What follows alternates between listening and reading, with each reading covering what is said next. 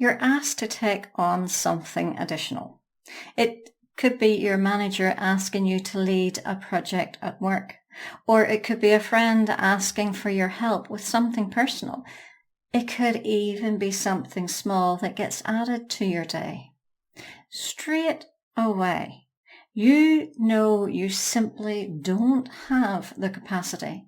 You sense it before you even respond. And yet you still hear yourself say yes anyway. If you slow that moment down, there's actually a lot happening in a very short space of time. Let's consider the example with your manager just to demonstrate this. So your manager asks you to take on this new piece of work, leading a project, for example, and before you've even thought it through properly, there's already a reaction in your body. You can feel like that your schedule is already full. You can feel that your energy is already stretched. You can feel that adding this is just going to push something too far. That part is instant.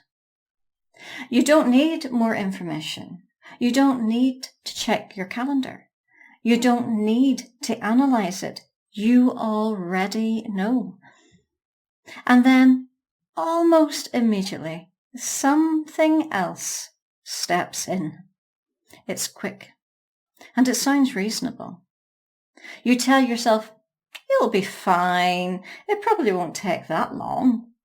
It's easier to just say yes than deal with the awkwardness and uncomfortableness that will follow when you say no.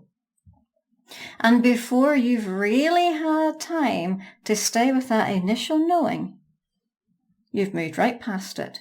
You've answered, you've committed, and now it's yours. This isn't about not knowing. You already knew. The gap isn't awareness. The gap is what happens next. Because knowing something and acting on it are two completely different things. A lot of people reach the point where they can recognize their limits. They feel when something is too much. They see whenever their capacity isn't there. And it feels like that should be enough. Like once you're aware of it, you'll naturally make different decisions and choices. In real life, however, that's simply not what happens. Because in that moment, there are other things running alongside that knowing. Pressure, expectation, the desire to be helpful, the discomfort of saying no, the habit of just taking things on. And those things are often faster than your ability to stay with what you actually felt first. So the decision gets made from there instead.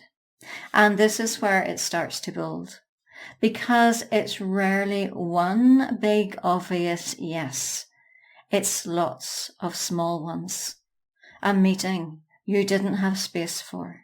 A task you agreed to even though your day was already full. A project you took on knowing it was going to stretch you.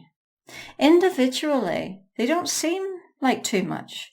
Over time, however, they stack up.